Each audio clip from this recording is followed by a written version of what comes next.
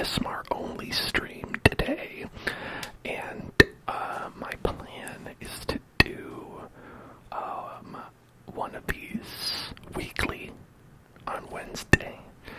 You can remember it for a Wednesday ASMR. Easy to remember. Wednesday ASMR. That's easy to remember. Oh hey, we've got a hype train. Hype train. Thank you so much for gifting subs up this break. Really appreciate that. That's very nice of you. Gifting 5 subs. You can count them on my fingers. I don't know how to do that though, but you could do it. Thank you for gifting 5 subs. You've got a gift sub to Afrobeat, a Nuka feed to Pauline and Lizard Prime. Yay! Make sure to say a thank you in the chat. Because you gifted some subs, I want to give you a little shout out. Thank you, Abyss Break. So let's spin the wheel. Jenna, thank you for cheering, Jenna. All right.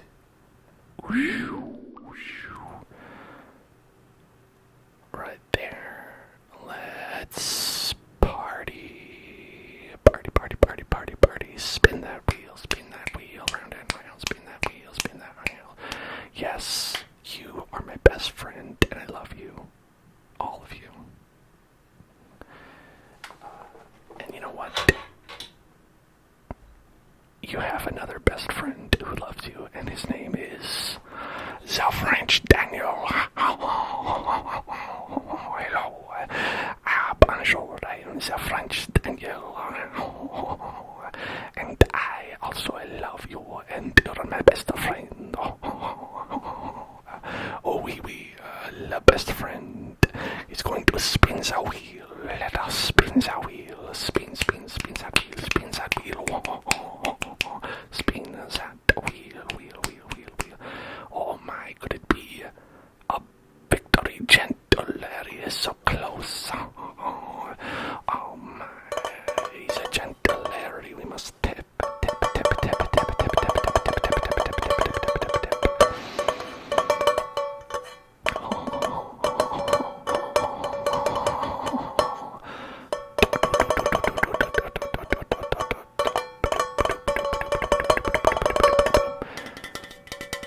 This is such a nice can. What a nice can this is.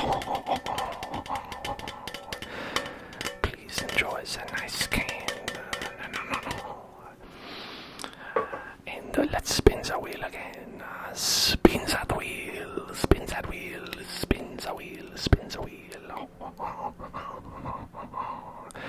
And it is the echoes. Welcome to the echo chamber, and hello Ashmo. Welcome to the echo chamber. I'm told I live in one of these with my left-wing opinions. I live in the echo chamber, and guess what? You're gonna spin the wheel. We're gonna spin the wheel. Spin that wheel. Spin that wheel. Spin that wheel. Spin that wheel. Yes. Pay attention. Pay attention. Pay attention. Pay attention. Pay attention. Pay attention. Pay attention to me. Pay attention. Pay attention right here. Pay attention. Pay attention. Pay attention. Pay attention. Pay attention. And get tingles. Get tingles. Get tingles. Get tingles. Get tingles. Get tingles. Tingles. Tingles. Tingles. Tingles. Tingles. Get tingles. Get tingles. Get tingles. Get tingles right now. Get tingles right now. Now. Get tingles. Get tingles. Get tingles. Get tingles. Get tingles. All right. And now let's do one more spin. One more spin of the wheel as our hype train. Level 2. Let's do 10, 9, 8,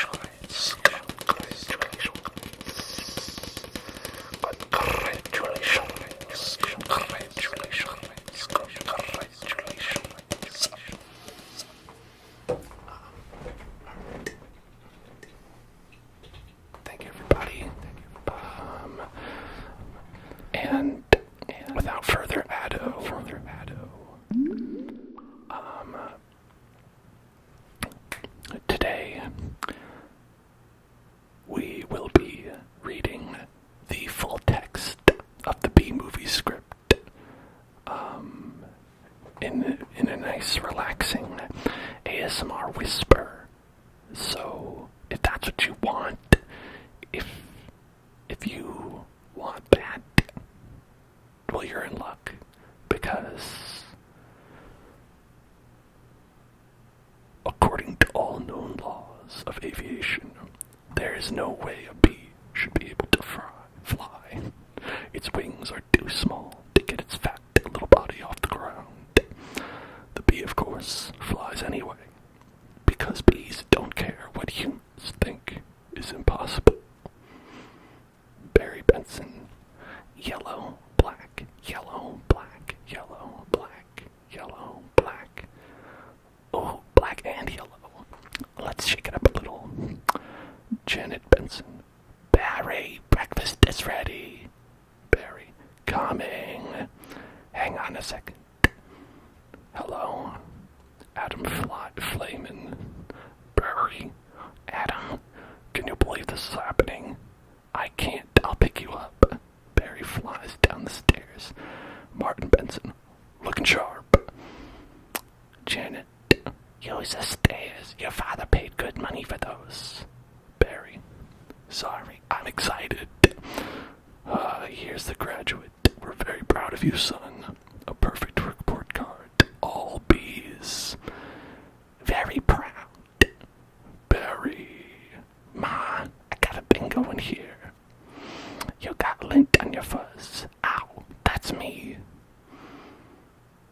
Wave to us. We'll be in row 18,000. Bye. Barry, I told you, stop flying in the house. Barry drives through the hive and is waved at by Adam, who is reading a newspaper.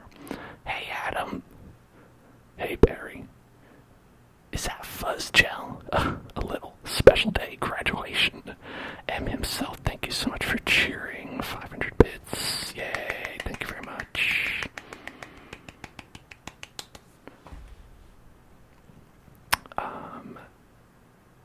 Barry pulls away from the house and continues driving. 3 days grade school, 3 days high school. Those were awkward. 3 days college. I'm glad I took a day and hitchhike around the hive. You did come back different. Barry and Adam pass by Artie, who is jogging. Artie. Hi, Barry. Barry. Growing a mustache. Looks good. Adam. You're about Frankie. Barry. You going to the funeral? No, I'm not going to the funeral. Everybody knows. Sting someone, you die. Don't waste it on a squirrel. Such a hothead. Oh, I guess he could have just gotten out of the way. The car does a barrel roll in the loop-shaped bridge and lands on the highway. I love this, incorporating an amusement park into our regular day. I guess that's why they say we don't need vacations. Barry parallel parks the car, and together they fly over the graduating students. Boy, quite a bit of pomp under the circumstances.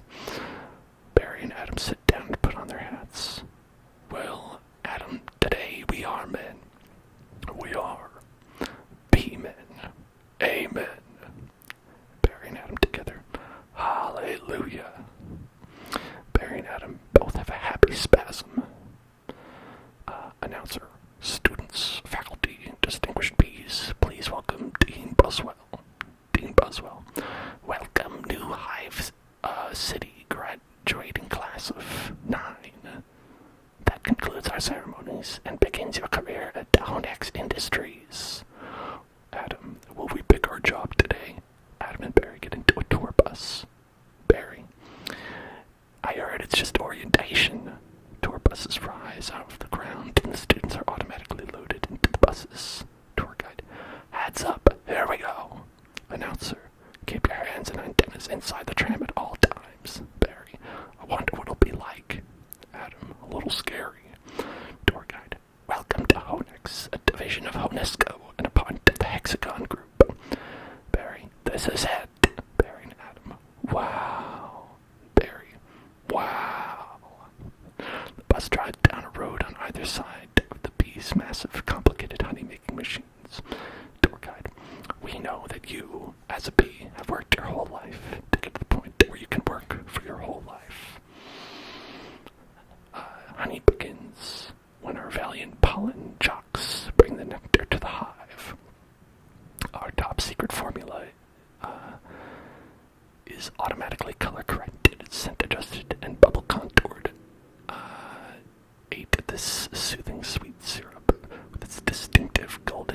you know as everybody on bus together, honey. The guide has been collecting honey into a bottle, and she throws it into the crowd on the bus and is caught by a girl in the back. Adam, the girl was hot. Barry, she's my cousin. Adam, she is. Barry, yes, we're all cousins. Adam, right, you're right. Tour guide, at Onyx, we constantly strive to improve every aspect of bee existence. These bees are stress testing a new helmet technology. Also, that was weird that just happened. I should point out, I've never seen this movie, and I never will. So I have no idea who these characters are or what's happening. I'm pretty sure one of them is Jerry Seinfeld. The bus passed by a bee wearing a helmet who is being smashed into the ground with fly swatters, newspapers, and boots. He lifts a thumb up, but you can hear him groan. Adam, what do you think he makes? Barry, not enough. Tour guide, here we have our latest advancement, the Krellman. They pass by a turning wheel with bees standing on pegs who are each wearing a finger-shaped hat. Barry, wow, what is it? What does that do? Tour guide catches that little strand of honey that hangs after you pour it. Saves us millions. Adam, intrigued. Can anyone work on the Krellman? Tour guide, of course, most bee jobs are small ones, but bees know that every small job, if it's done well, means a lot. But choose carefully because you'll stay in the job you pick for the rest of your life. Everyone claps, except for Barry. The same job for the rest of your life. I didn't know that. Yeah, no, I figured that Barry was Jerry Seinfeld when he had the line that said, she's my cousin. I feel like Jerry Seinfeld screaming something like, she's my cousin, is a line that you can't really say in a voice other than Jerry Seinfeld's. Because he loves cousins. He's a big cousin guy. Yeah, he's graduating college and didn't know about the one job thing. It's pretty stupid. Can't say that he's smart. Barry, the same job for the rest of your life. I didn't know that. Adam, what's the difference? Tour guide, you'll be happy to know that bees as a species haven't had one day off in 27 million years. Barry, so you'll just work us to death? We'll sure try. Everyone on the bus laughs except for Barry. Barry and Adam are walking back home together. Adam, wow, that blew my mind. Barry, what's the difference? How can you say that? One job forever. That's an insane choice to have to make. Adam, I'm relieved. Now we only have to make one decision in life. Barry, but Adam, how could they never have told us that? Adam, why would you question anything? We're bees. We're the most perfectly functioning society on Earth. Barry, you ever think maybe things work a little too well here? Adam, like what? Give me an example. Barry and Adam stop walking, and it is revealed to the audience that hundreds of cars are speeding by and narrowly missing them in perfect unison. Barry, I don't know, but you know what I'm talking about. Announcer, please clear the gate. Royal Nectar Force on approach. Barry, wait a second. Check it out. The pollen jocks fly in, circle around, landing in line. Hey, those are the pollen jocks. Adam, wow. I've never seen them this close. Barry, they know what it's like outside the hive. Adam, yeah, but some don't come back. Girl bees, hey jocks, hi jocks. The pollen jocks hook up their backpacks to machines that pump the nectar to trucks which drive away. Lou Loduva. Who is that? I have no idea.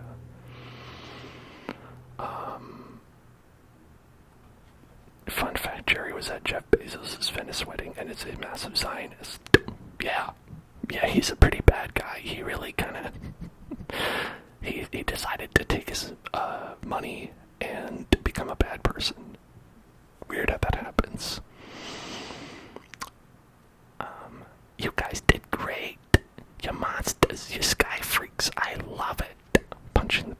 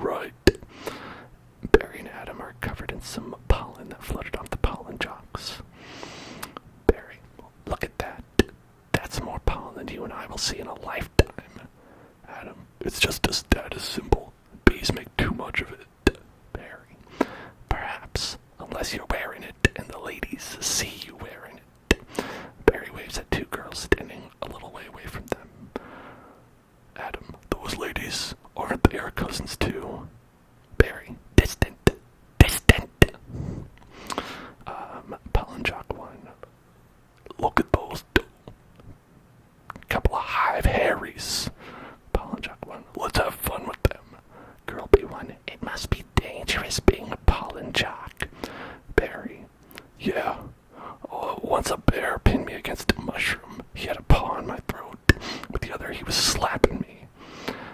Slaps at him with his hand to represent his scenario. Girl B number 2. Oh my. Barry, I never thought I'd knock him out. Hey, fellas, you ever try to riz your distant cousin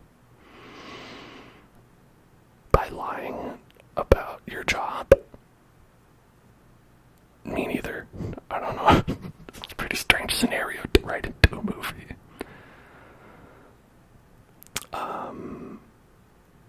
Alright. Girl B number 1 looking at Adam. What were you doing during this? Adam, obviously I was trying to alert the authorities. Barry, I can autograph that. The pollen jocks walk up to Barry and Adam. They pretend that Barry and Adam really are pollen jocks. Pollen jock number 1. A little gutsy out there today, wasn't it, comrades? Oh, gusty. There's a lot of typos in this script. Because it's just somebody wrote it out. And very little punctuation. Barry, yeah, gusty. Pollen jock number 1. We're in the sunflower patch 6 miles from here tomorrow. Barry, 6 miles, huh? Adam, Barry. A puddle jump for us, but maybe you're not up for it. Barry, maybe I am. You are not. Pollen jock number 1. We're going 0900 at J-Gate. What do you think, Buzzy Boy? Are you be enough?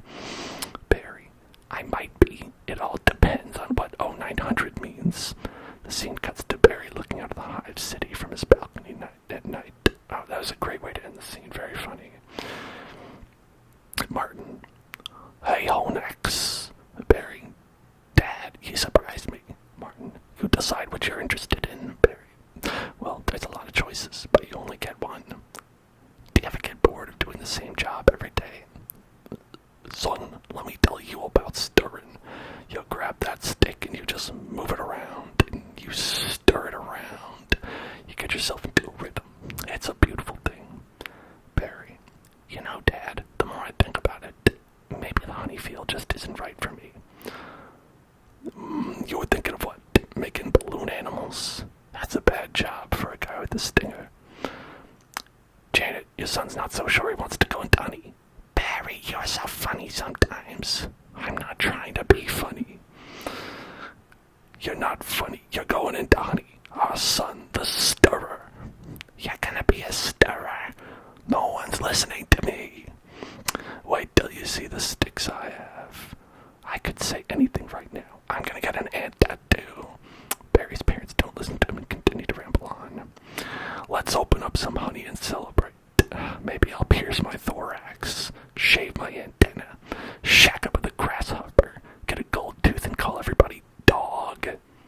Okay, that was a little bit, that was a little bit of a questionable one, Barry. I'm so proud. The scene cuts to Barry and Adam waiting in line to get a job. We're starting work today. Today's the day. Come on, all the good jobs will be gone. Yeah, right.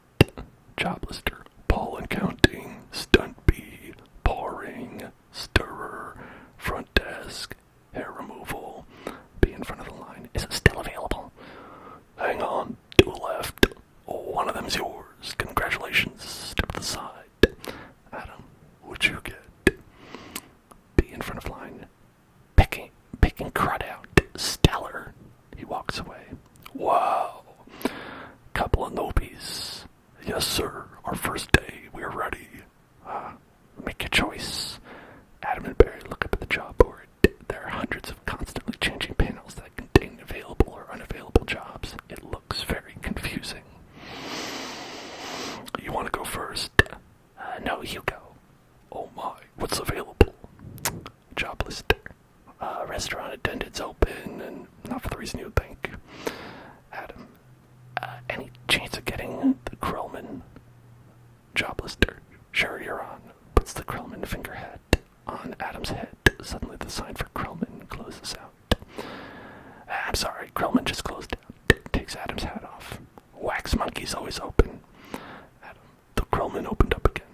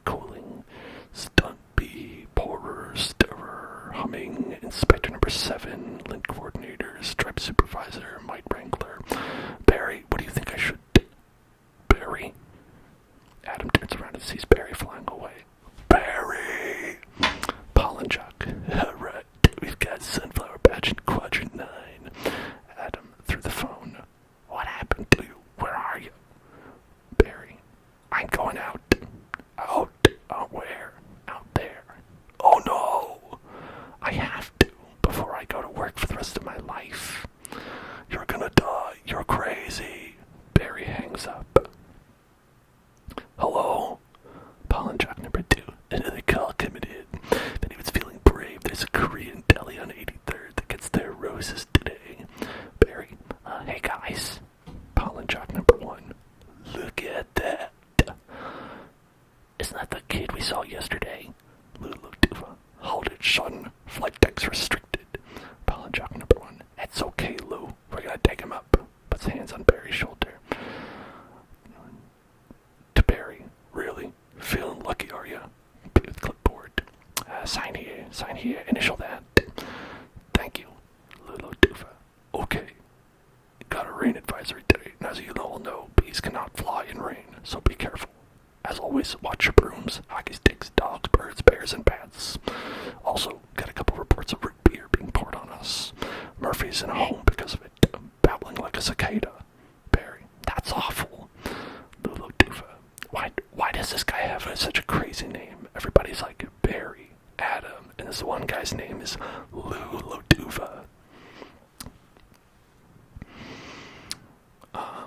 Still talking through the megaphone. As a reminder for you rookies, B-law number 1, absolutely no talking to humans, and no kissing them. No, it's not in there. Alright, launch positions. Pollen jocks run into formation. Buzz, buzz, buzz, buzz, buzz, buzz, buzz, buzz, buzz, buzz, buzz, buzz. Black and yellow. Pollen jocks, hello. Pollen jock number 1, to Barry. You ready for this hot shot? Barry, yeah, bring it on. Pollen jocks, wind, check. Antenna, check. Nectar pack, check. Wings, check. Stinger, check. Barry, scared out of my shorts, check. Oh, what a silly guy. Lulu Duva, okay ladies, let's move it out. Pound those petunias, you striped stem suckers. All of you, drain those flowers. Drain them dry. The pollen jocks fly out of the hive. Barry, wow, I'm out. I can't believe I'm out. So blue. I feel so fast and free. Box kite. Barry flies through the kite. Wow. Flowers. A pollen jock puts on some high-tech goggles that shows flowers similar to heat sink goggles. Pollen jock. This is Blue Leader. We have roses visual. Bring it around 30 degrees and hold. Roses. Pollen jock number 1. 30 degrees. Roger. Bring it around. Stand to the side, kid. It's got a bit of a kick. The pollen jock fires a tie-tech gun at the flower, shooting tubes that suck up the nectar from the flower and collects into a pouch on the gun. Barry, that is one nectar collector. Pollen jock number 1. Ever see pollination up close? Barry, no sir. Pollen jock number 1. Barry and the pollen jock fly over the field. Their pollen jock sprinkles pollen as he goes. I pick up some pollen here, sprinkle it over here, maybe a dash over there, pinch on that one. See that? It's a little bit of magic. Barry, that's amazing. Why do we do that? Pollen jock, that's pollen power. More pollen, more flowers, more nectar, more honey for us. Barry, cool. Pollen jock number 1. I'm picking up a lot of bright yellow. Could be daisies. Do we need those? Copy that visual. Wait, one of these flowers seems to be on the move. Pollen jock, say again, you're reporting a moving flower. Affirmative. Pollen jocks land near the flowers, which to the audience are obviously just tennis balls. Ken in the distance. That was on the line.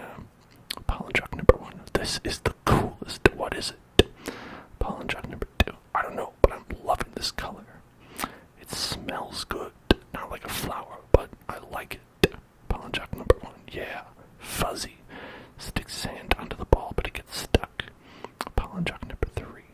Chemically. The pollen jock finally gets his hand free from the tennis ball. Pollen jock number 1. Careful, guys. It's a little crabby. The pollen jocks turn around and see Barry lying his entire body on top of one of the tennis balls. Pollen jock number 2. Surprise, sweet lord of bees. Pollen jock number 3. Candy brain. Get off of there. Pollen jock number 1. Pointing upwards. Problem. What? Okay. Why are the bees so obsessed with the tennis ball? Is that real? Do bees get obsessed with tennis balls or something? Do I know what this movie's about? It's about bees, clearly. And honestly, they're calling these guys pollen jocks, and I think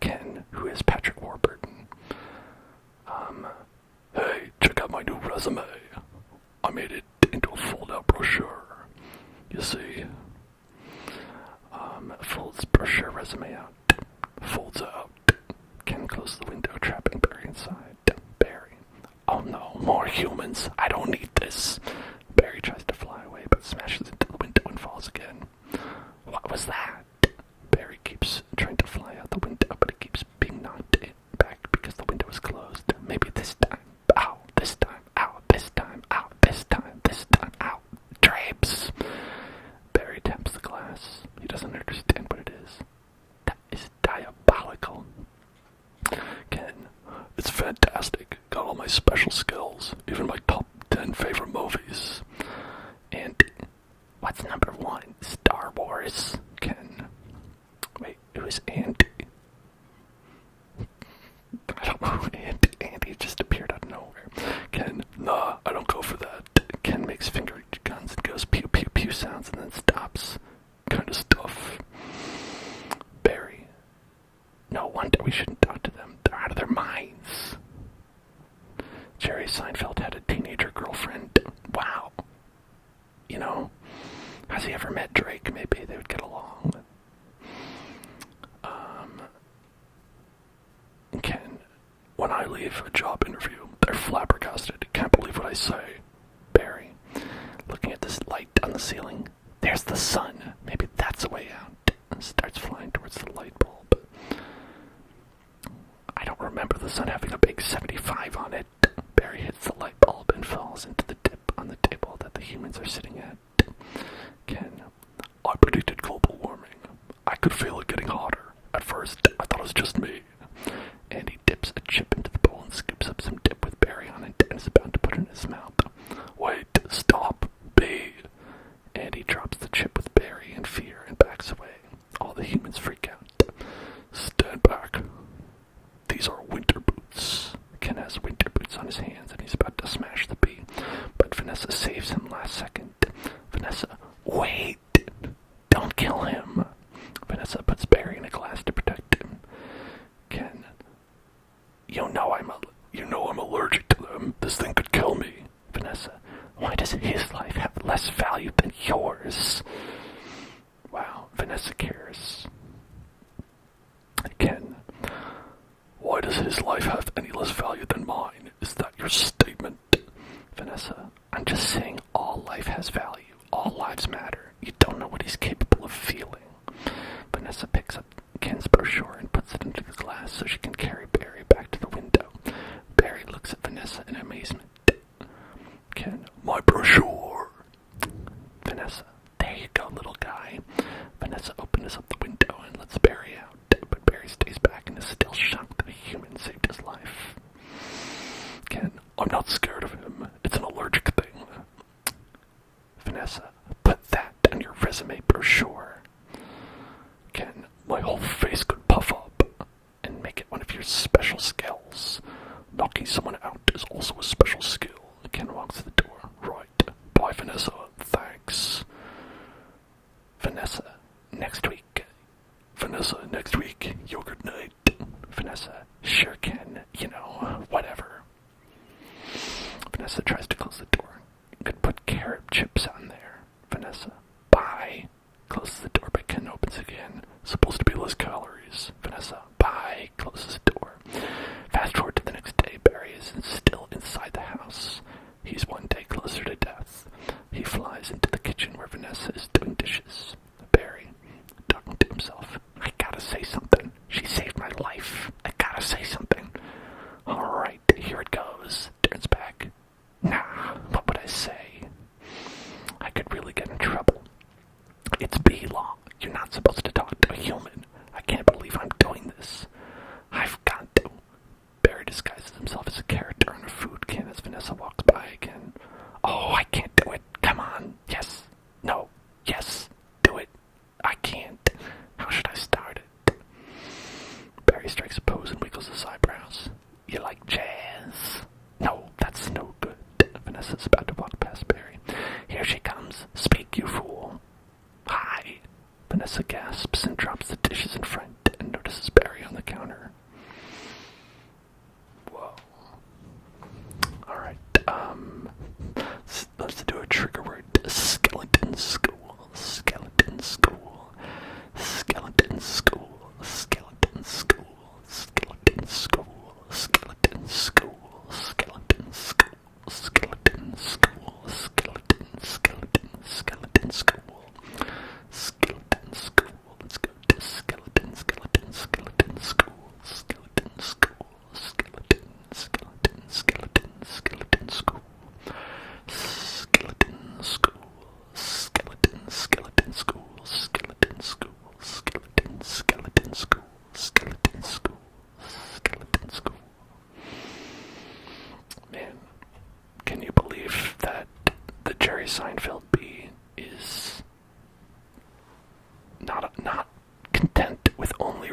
cousins, he is now trying to riz a human woman. This is like Sonic 06,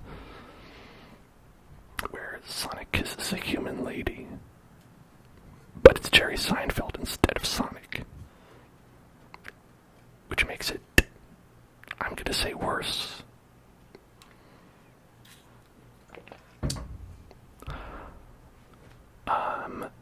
Vanessa says she gasps and drops the dishes in fright and notices Barry on the counter.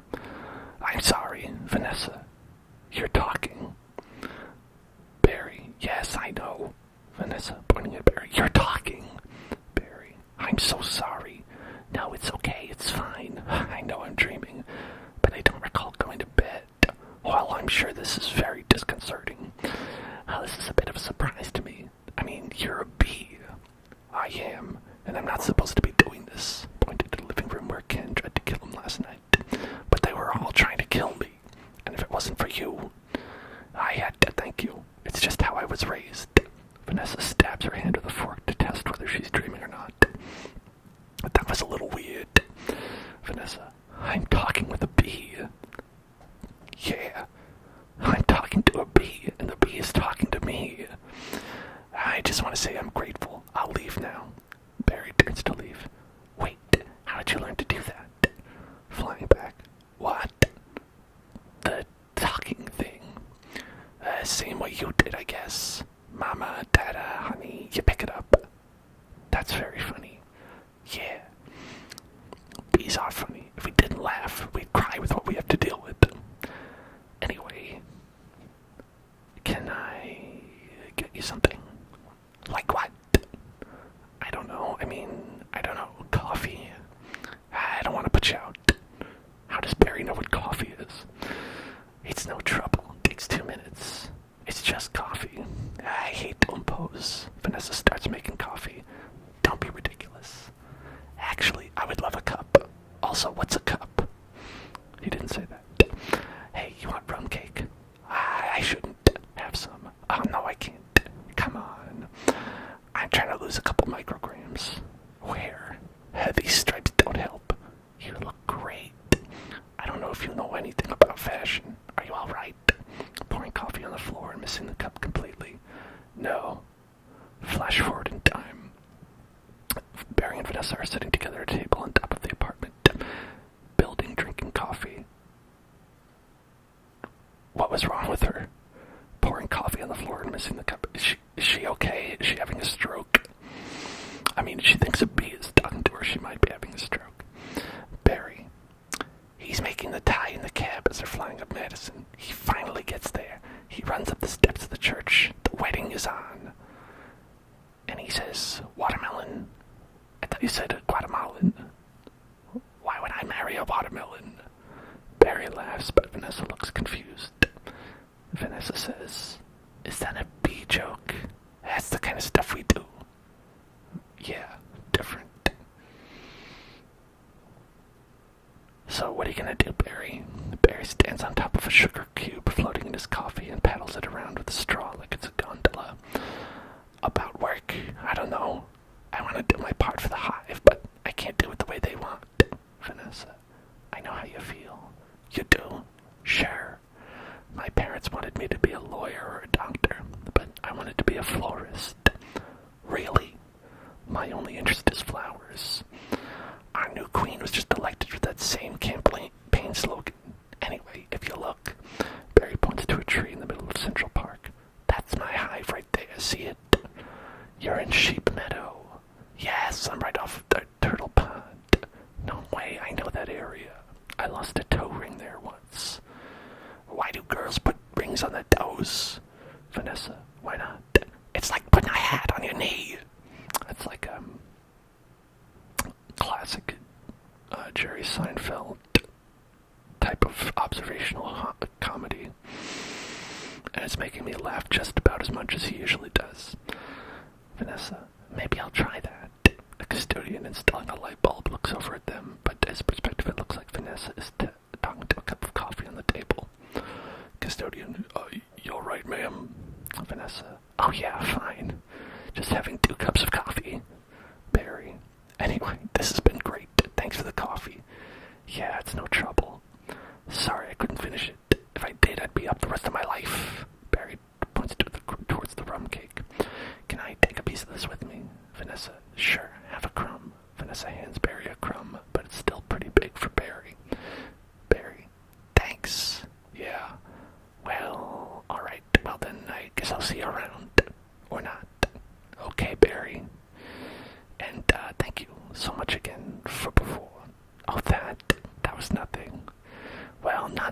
But anyway, Vanessa and Barry hold hands.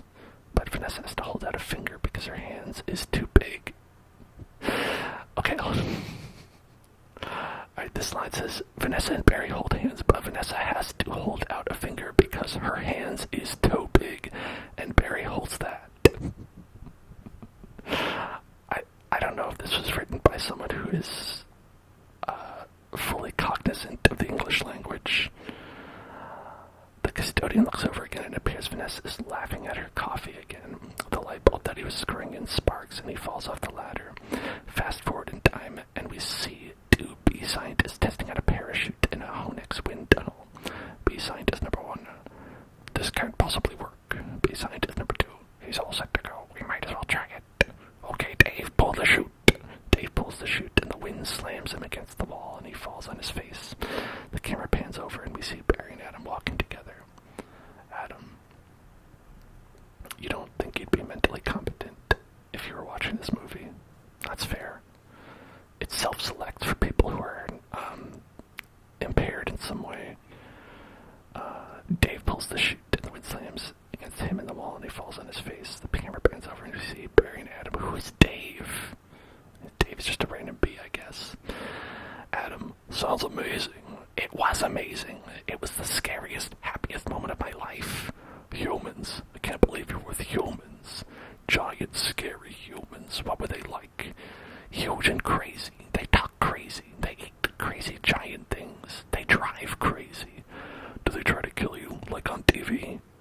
Some of them, but some of them don't. How'd you get back? Podal. You did it, and I'm glad. You saw whatever you wanted to see. You had your experience. Now you can pick out your job and be normal. Well, I met someone. You did. Was she bee-ish? A wasp? Oh, your parents will kill you. No, not a wasp. Spider. I'm not attracted to spiders. I know for everyone else it's the hottest thing with 8 legs and all. I can't get by that face. So who is she? She's human. No, that's a bee law. You wouldn't break a bee law. Her name is Vanessa. Adam puts his head in his hands. Oh boy. Barry, she's so nice, and she's a florist. Oh no, you're dating a human florist. We're not dating. You're outside, you're flying outside the hive, talking to humans that attack our homes with power washers and M80s. That's 1/8 of a stick of dynamite. She saved my life, and she understands me. This is over. Barry, eat this. Barry gives Adam a piece of the crumb that he got from Vanessa. Adam eats it. Adam's tone changes. This is not over. What was that? They call it a crumb. It was so stinging stripy. And that's not what they eat. That's what falls off what they eat. You'll know what a Cinnabon is? No? Adam opens the door and behind him and pulls Barry in. It's bread and cinnamon and frosting. Be quiet. They heat it up. Sit down. Adam forces Barry to sit down. Barry's still rambling about Cinnabons. Really hot. Adam grabs Barry by the shoulders. Listen to me. We are not them. We're us. There's us, and there's them. Barry. Yes, but who can deny that the heart is yearning? There's no yearning. Stop yearning. Listen to me. You've got to start thinking bee, my friend. Thinking bee. Thinking bee. Thinking bee. Workers in Adam. Thinking bee. Thinking bee. Thinking bee. Thinking bee. Flash forward in time. Barry is laying on a raft in a pool full of honey. He is wearing sunglasses. Janet. There he is. He's in the pool. Martin. You know what your problem is, Barry. Barry pulls down his sunglasses and he looks annoyed. Barry is sarcastic. I gotta start thinking bee. Janet. How much longer will this go on? Martin. It's been 3 days. Why aren't you working?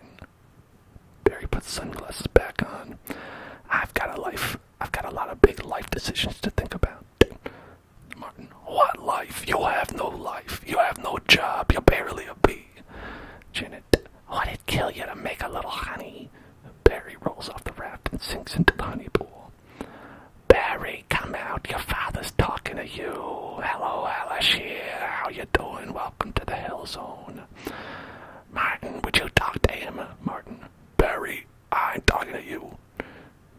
sinking into the honey until he is suddenly in Central Park having a picnic with Vanessa. Barry has a cup of honey and he clinks his glass with Vanessa.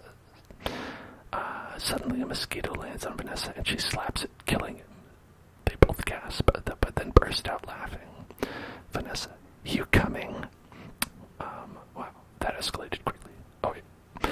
The camera pans over and Vanessa is climbing into his small yellow airplane. Barry, got everything? Vanessa, all set. Barry, go ahead, I'll catch up. Vanessa lifts off and flies ahead. Don't be too long. Barry catches up with Vanessa and he sticks out his arms like an A&A airplane. Airplane. Like an airplane. Okay. That's not... I think that's what it means to say. He rolls from side to side and Vanessa copies him with the airplane.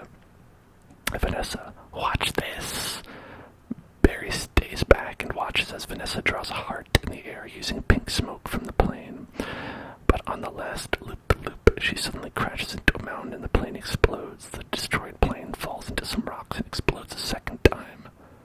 What the fuck is going on? Barry, Vanessa! As Barry is yelling, his mouth fills with honey and he wakes up, discovering that he's just daydreaming. He slowly sinks back into the honey pool. Martin, we're still here. Janet, I told you not to yell at him. He doesn't respond to yelling. Martin, then why yell at me? Because you don't listen. I'm not listening to this. Sorry, I've gotta go. Where are you going? I'm meeting a friend. A girl? Is this why you can't decide?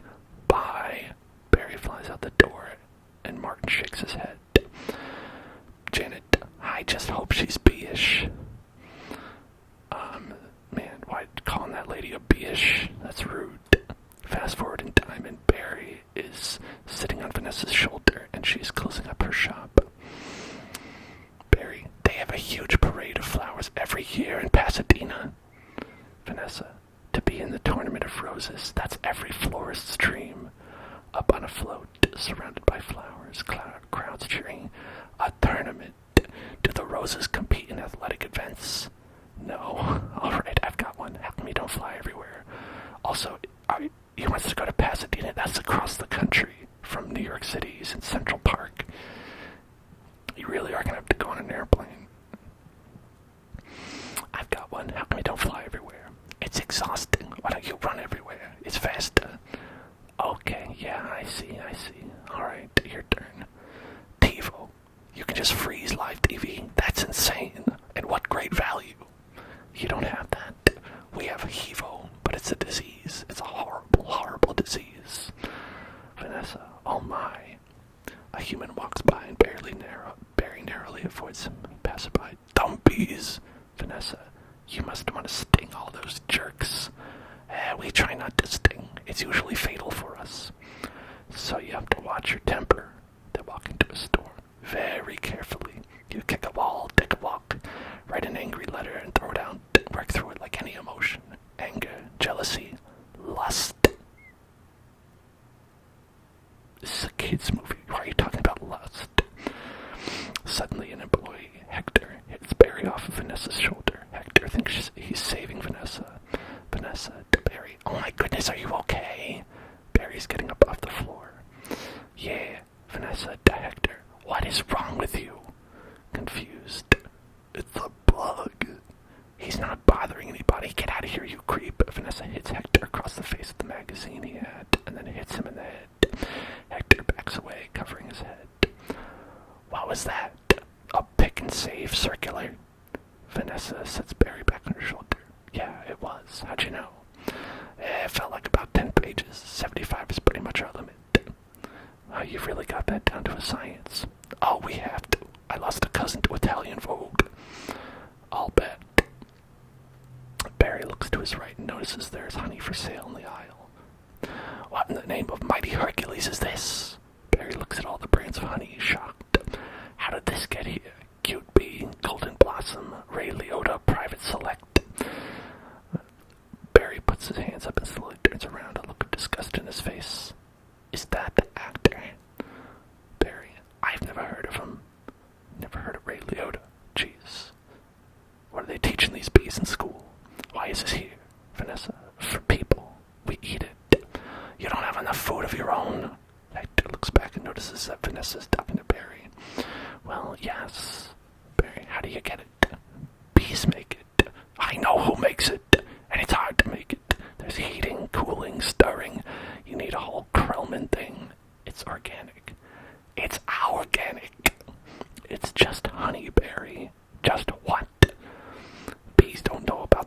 This is stealing. A lot of stealing.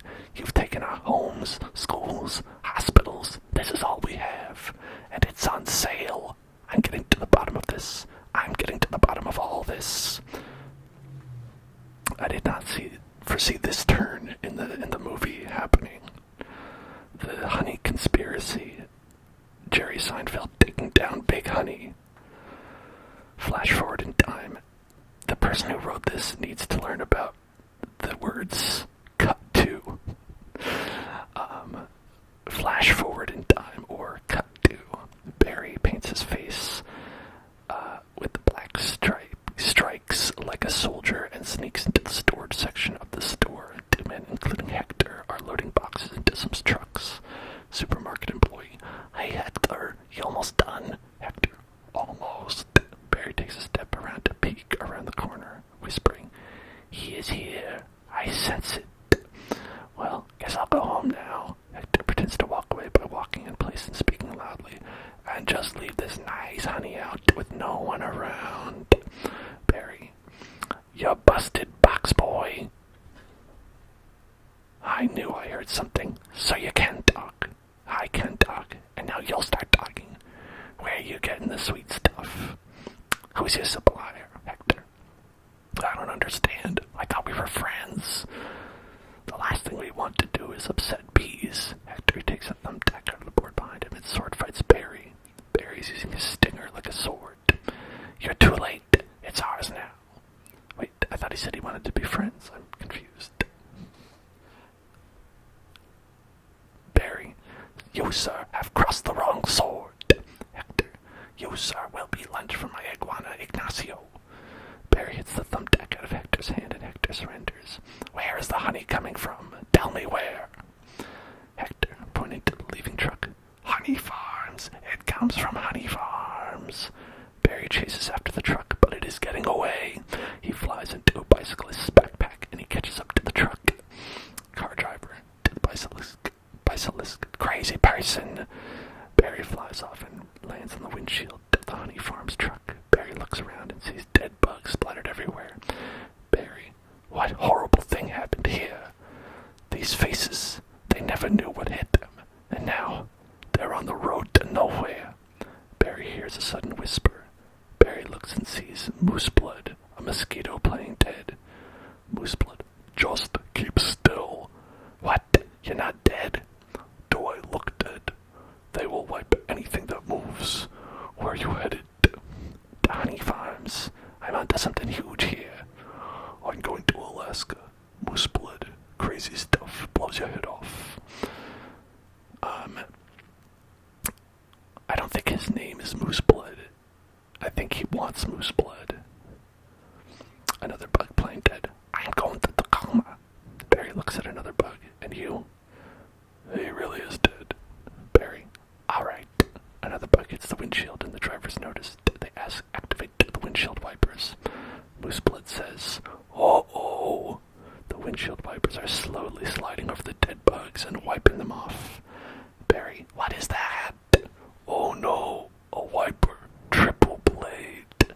Triple blade. Jump on. It's your only chance, B. Moose Blood and Barry grab onto the wiper and they hold on as it wipes the windshield. Why does everything have to be so doggone clean? How much do you people need to see? Bangs on windshield. Open your eyes. Stick your head out the window. Radio in truck says, from NPR News in Washington, I'm Carl Cassell. But don't kill no more bugs. Moose Blood and Barry are washed up by the wiper fluid. B. Moose Blood guy. Barry starts screaming as he hangs onto the antenna. Suddenly it's revealed that a water bug is also hanging onto the antenna. There's a pause, and then Barry and the water bug both start screaming. Truck driver. You hear something? Guy in truck. Like what? Like a tiny screaming. Turn off the radio. The antenna begins to lower until it gets low and sinks into the truck. The water bug flies off and Barry is forced to let go, and he's blown away. He luckily lands inside a horn on top of the truck where he finds Moose Blood, who is blown into the same place. What's up, B-boy? Hey, Blood. Fast forward in time and we see that Barry is deep in conversation with Mooseblood. They've been sitting in this truck for a while. Just a row of honey jars as far as the eye could see. Whoa. I assume that wherever this truck goes is where they're getting it. I mean, that honey's ours. Bees hang tight. Barry, we're all jammed in. It's a close community. Not us, man. We're on our own. Every mosquito on his own. Barry, what if you get in trouble? You a mosquito, you in trouble. Nobody likes us. They just smack. See a mosquito, smack, smack. Alright, we'll do a trigger word before I read this next line because I need to...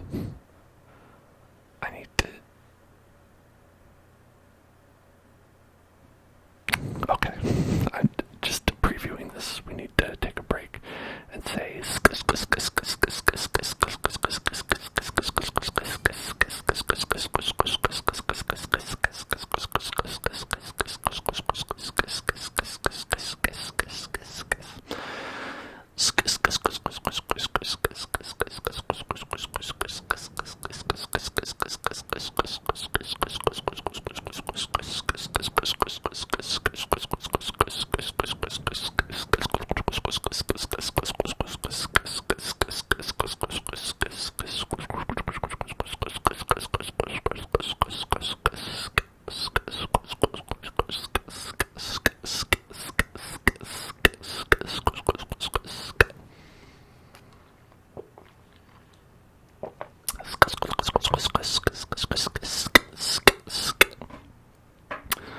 Alright, so Barry is having a heart-to-heart with his new mosquito friend, Mooseblood.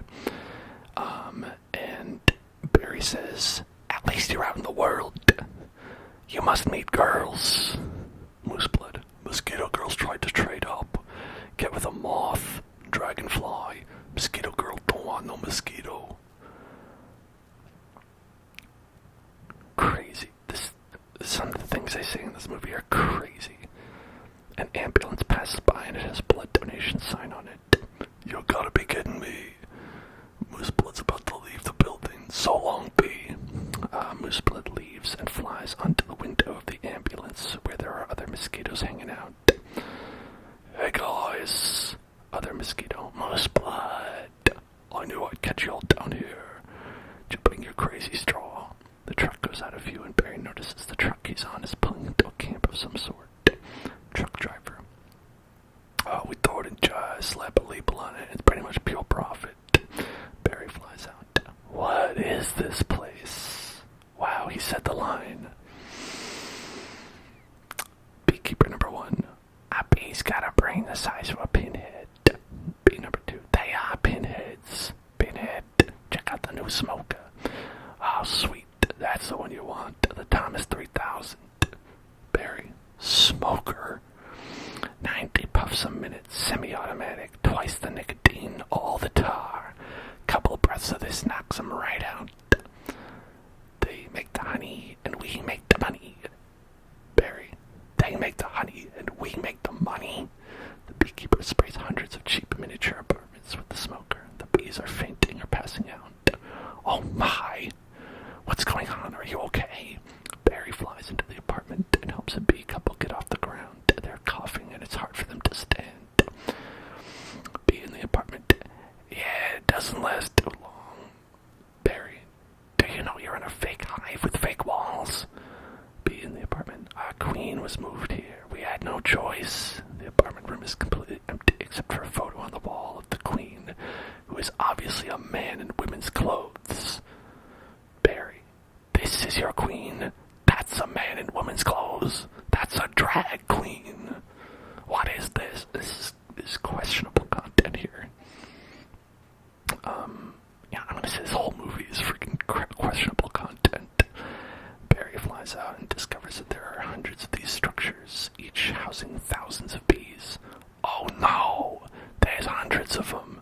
Actually, there's thousands of them, based on what the line before it just said. Barry takes out his camera and takes pictures of these bee work camps. The beekeepers look very evil in these depictions. Bee honey. Our honey is being brazenly stolen on a massive scale. This is worse than anything bears have done. I intend to do something. Flash forward in time, and Barry is showing these pictures to his parents. Janet, oh, Barry, stop. Martin, who told you humans are taking our honey? That's a rumor. Do these look like rumors? Holds up the pictures. Uncle Carl, that's a conspiracy theory. These are obviously doctored photos. Janet, how'd you get mixed up in this? He's been talking to humans. What? Talking to humans? He has a human girlfriend, and they make out. Janet, make out? Barry, we do not. You wish you could. Whose side are you on? The bees. Uncle Carl, he's been sitting in the back of the room this entire time. I dated a cricket once in San Antonio. Those crazy legs kept me up all night.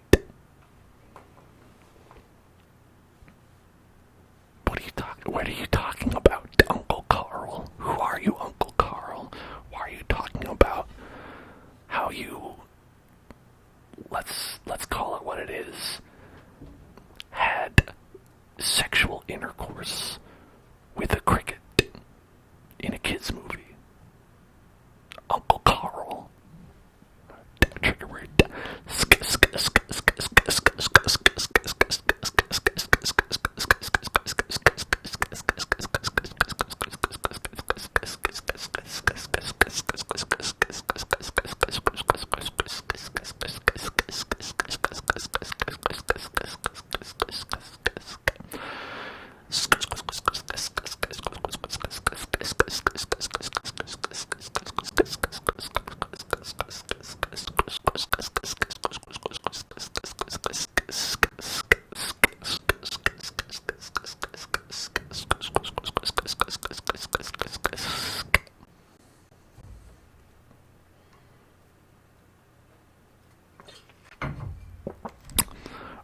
So Uncle Carl said, I was banging this cricket.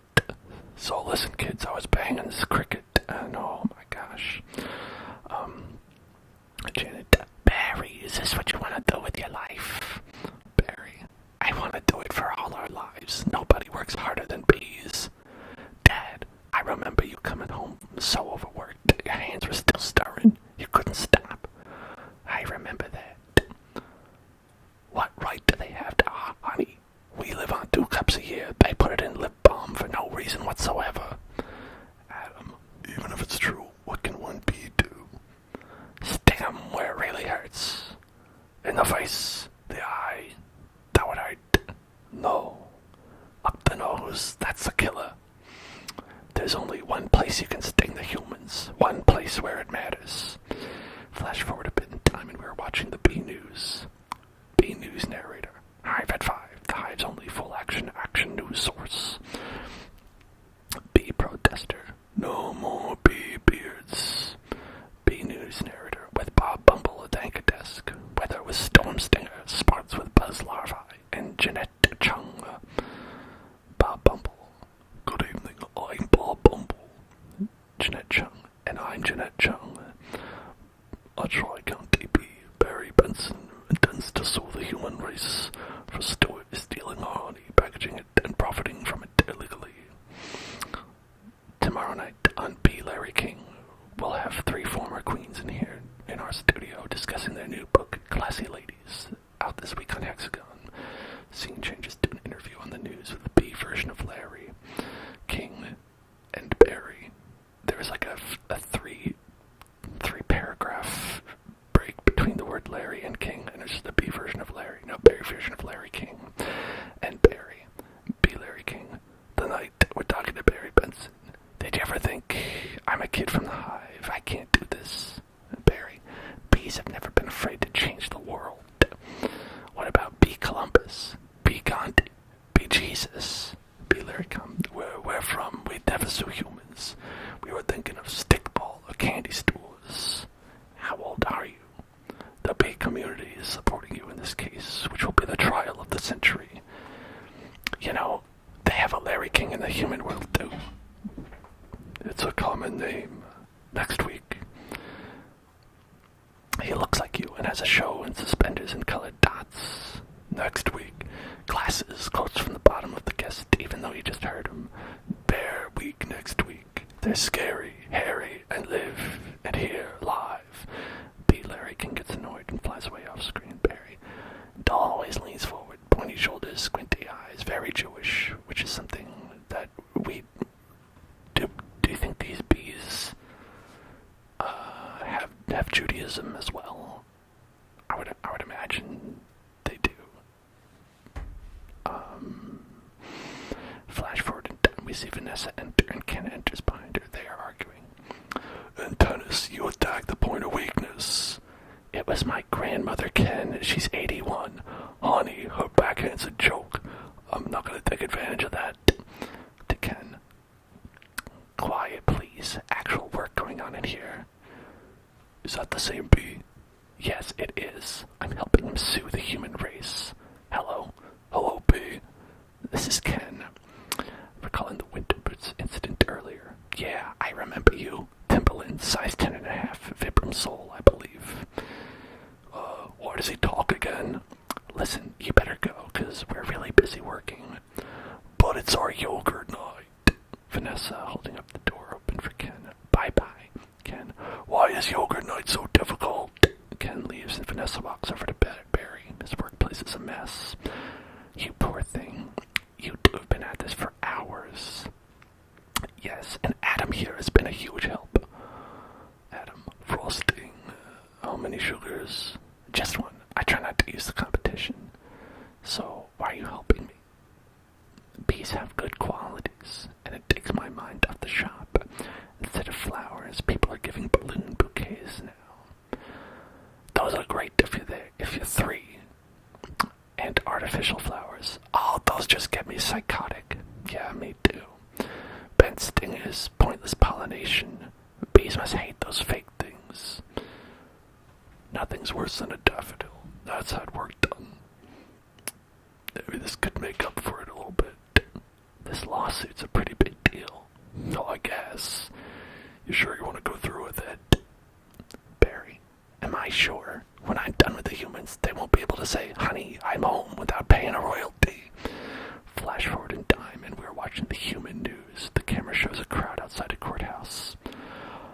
News reporter. That's an incredible scene down here in downtown Manhattan, where the world anxiously awaits. For the first time in history, we will hear for ourselves if a honeybee can actually speak. We are no longer watching through a news camera. Adam. Oh, what have we gone into here, Barry? It's pretty big, isn't it? Looking at hundreds of people around the courthouse. I can't believe how many humans don't work during the day. Barry, you'd think multi-billion-dollar multinational food companies have good lawyers. Security guard. Everybody needs to stay behind the barricade. A limousine drives up, and a fat man, Leighton Montgomery, a honey industry owner, gets out and walks past Barry. Adam, what's the matter? Barry, I don't know. I just gotta chill. Fast forward in time, and everyone is in the court. Montgomery, well, if it isn't the B team. To honey industry lawyers, you boys work on this. Man, all rise. The Honorable Judge Bumbleton presiding. Judge Bumbleton. All right, case number 4475, Superior Court of New York. Barry B. Vincent versus the honey industry is now in session. Mr. Montgomery, you're representing the 5 food companies collectively. Montgomery. A privilege. Judge Bumbleton. Mr. Benson, you're representing all the bees of the world. Everyone looks closely. They're waiting to see if a bee can really talk. Barry makes several buzzing sounds to sound like a bee. Buzz, buzz, buzz, buzz. I'm kidding. Yes, Your Honor. We're ready to proceed. Judge Bumbleton. Mr. Montgomery, your opening statement, please. Montgomery. Ladies and gentlemen of the jury, my grandmother was a simple woman. Born on a farm, she believed it was man's divine right to benefit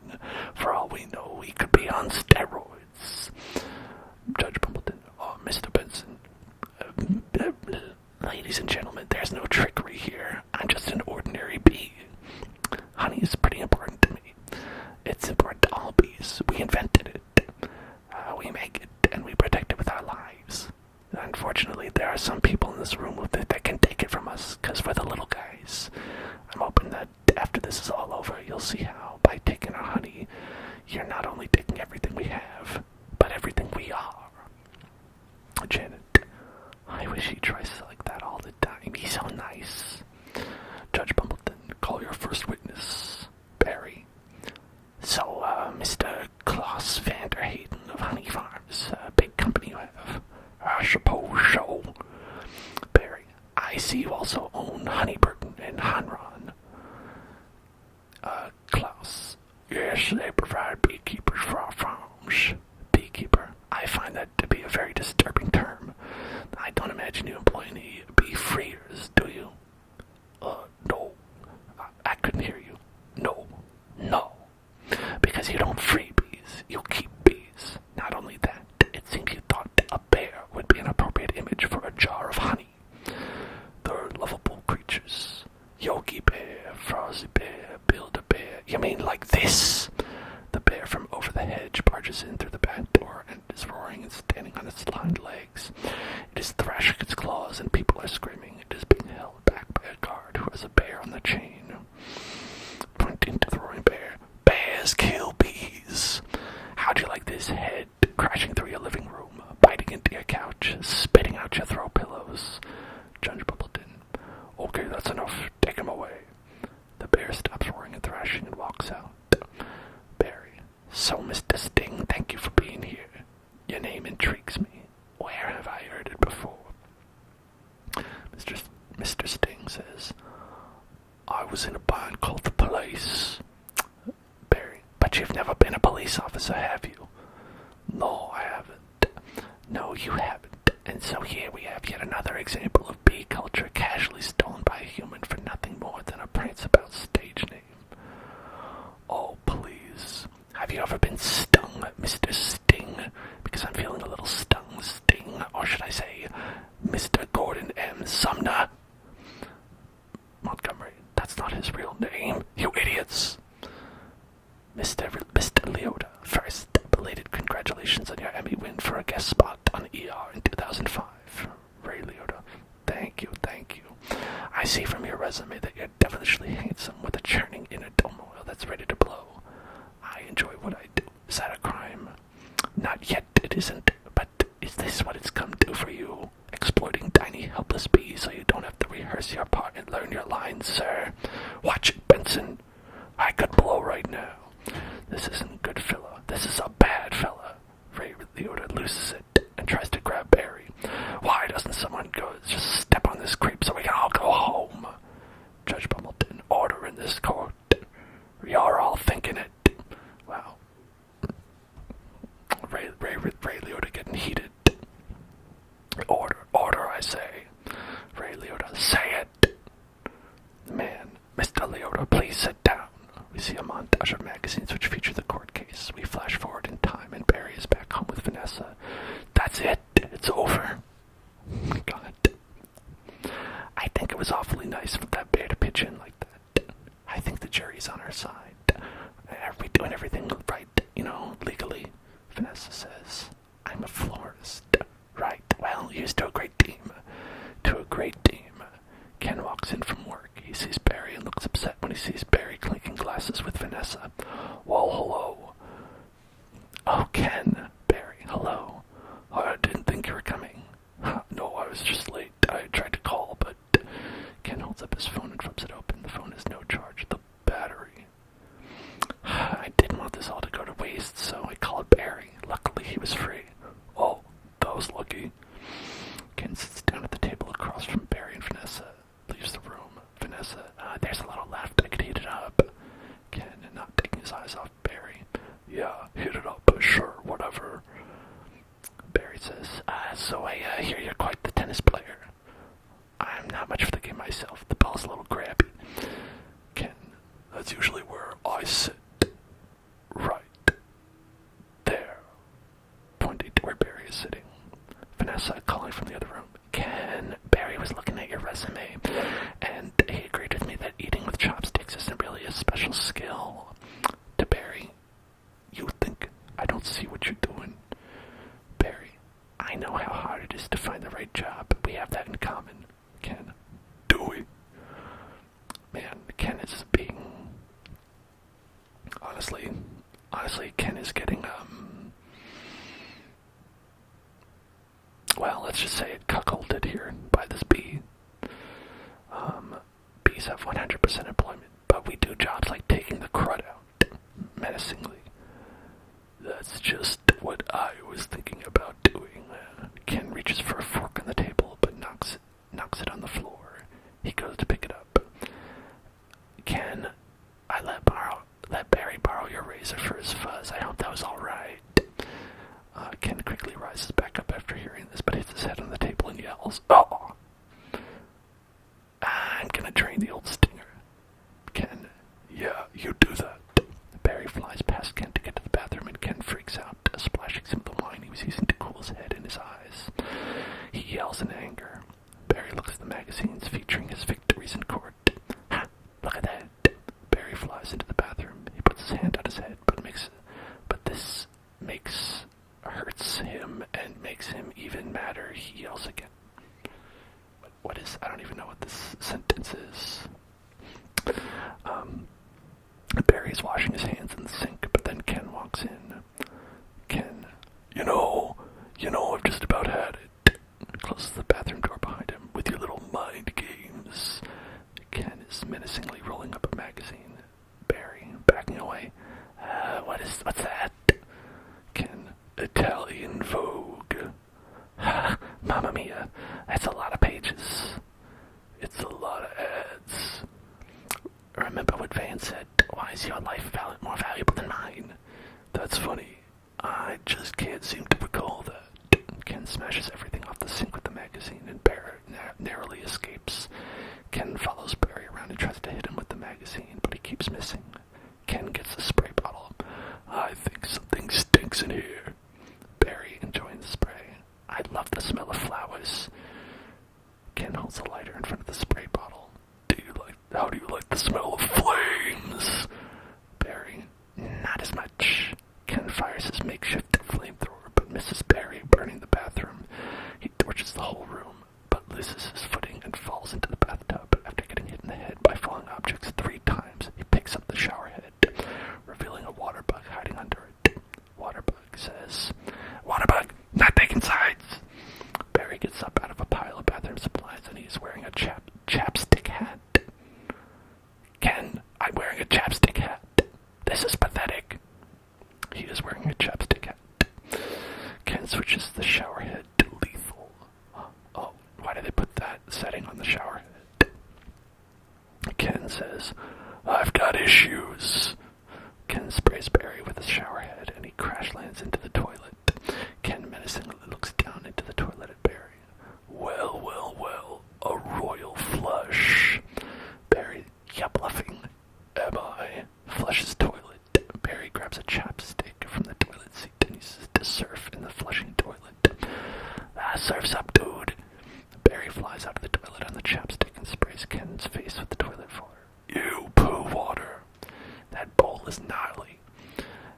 Ken aiming a toilet cleaner at Barry, except for those dirty yellow rings. Barry cowers and covers his head, and Vanessa runs in and takes the toilet cleaner from Ken just before he hits Barry. Kenneth, what are you doing? Ken, leading towards Barry. I don't even like honey. I don't eat it. We need to talk. Vanessa pulls Ken out of the bathroom. He's just a little bee, and he happens to be the nicest bee I've met in a long time. Ken, long time? What are you talking about? Are there other bugs in your life? No, but there are other things bugging me in life, and you're one of them. Fine. Talking bees, no yoga night. My nerves are fried from riding on this emotional roller coaster. Goodbye, Ken. Ken huffs and walks out and slams the door. But suddenly he walks back in and stares at Barry. And for your information, I prefer sugar-free artificial sweeteners made by man. Ken leaves again, and Vanessa leans in towards Barry. I'm sorry about all that. Ken walks in again. I know it's got an aftertaste. I like it. Ken leaves for the last time.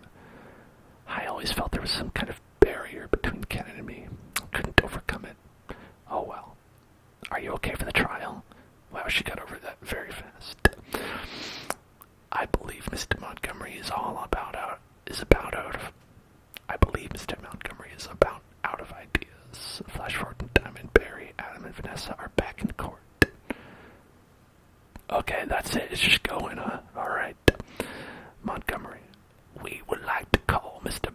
Benson B to the stand. Oh, Adam, good idea. You can really see why he's considered one of the best lawyers. Barry stares at Adam. Yeah. Lawyer. Leighton, you've got to weave some magic with this jury or it's all going to be over. Montgomery. Don't worry. The only thing I had to do is turn this jury around to remind them of what they don't like about bees. To the lawyer. You got the tweezers. Lawyer. Are you allergic? Only to losing, son. Only to losing. Mr. Benson B., I'll ask you what I think we'd all like to know.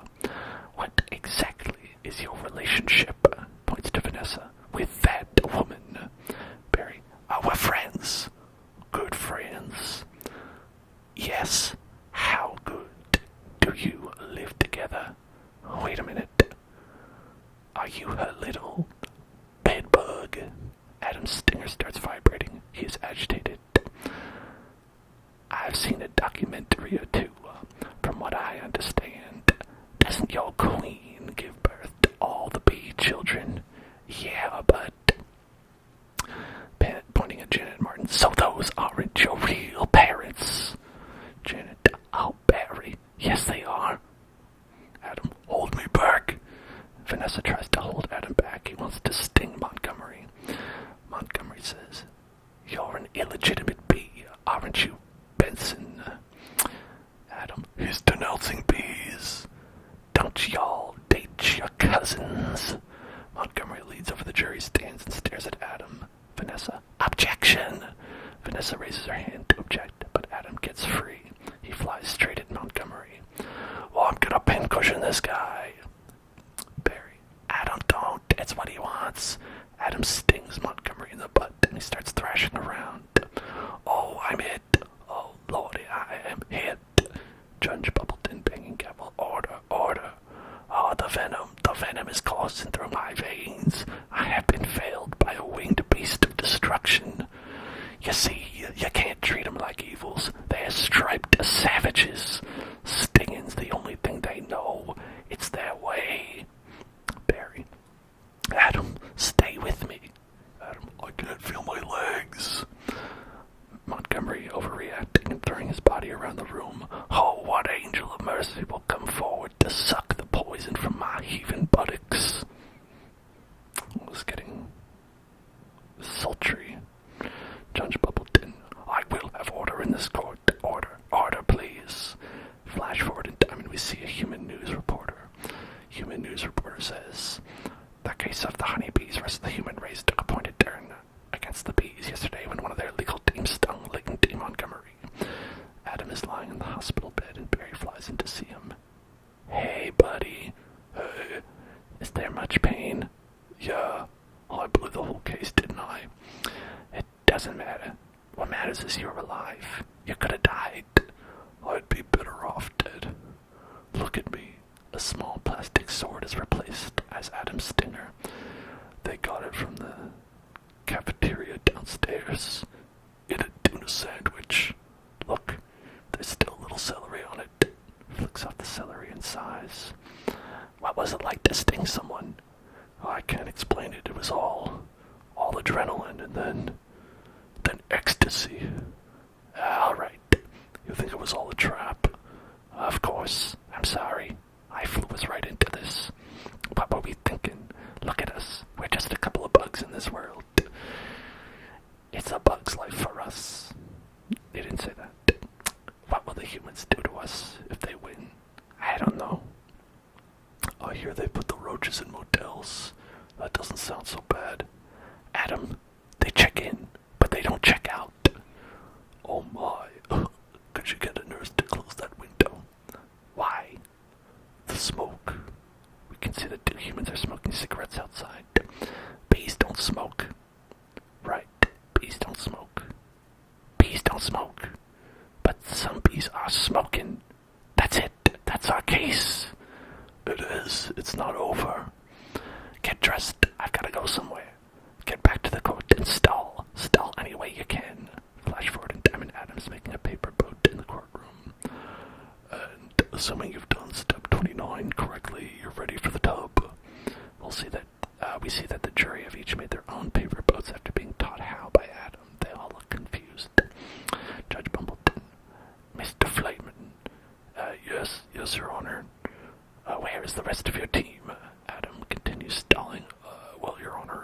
interesting.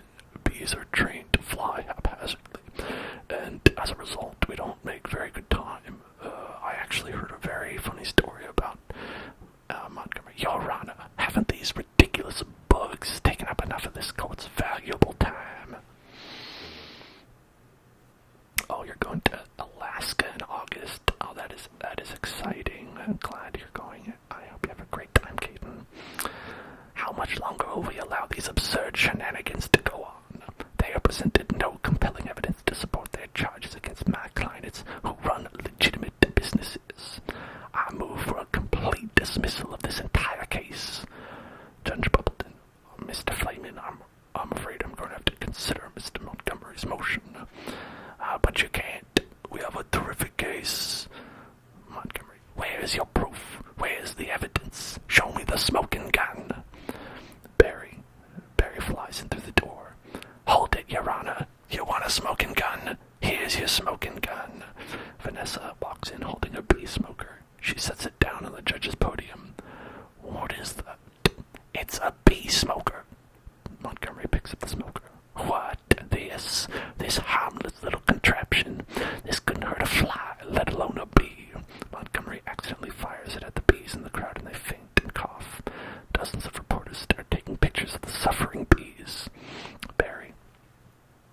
Look what has happened to bees who have never been asked, smoking or none. Is this what nature intended for us? To be forcibly addicted to smoke machines and man-made wooden slack work camps, living out our lives as honey slaves to the white man? Barry points to the honey industry owners. One of them is an African American, so he awkwardly separates himself from the others. Pardon me. Pardon me for this part. What? So...